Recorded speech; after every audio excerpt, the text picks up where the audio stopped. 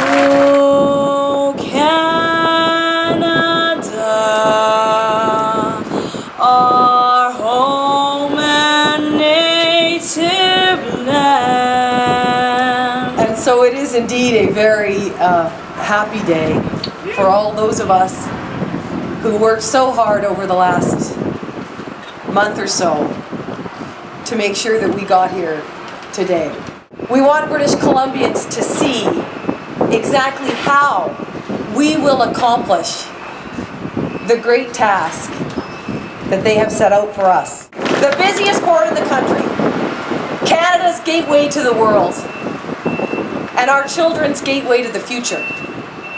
That's what stands behind us today. This is where the opportunities that British Columbians work so hard to create come to fruition. Many of us here elected for our first term in government, ready to work, optimistic for a bright future ahead, proud of our province, and alive to the challenges of our times. There will be those asking us to spend more money, those asking us to grow government. But no matter how tough the discussions get, no matter how vigorous the debate becomes, British Columbians expect us to have those discussions in a respectful way.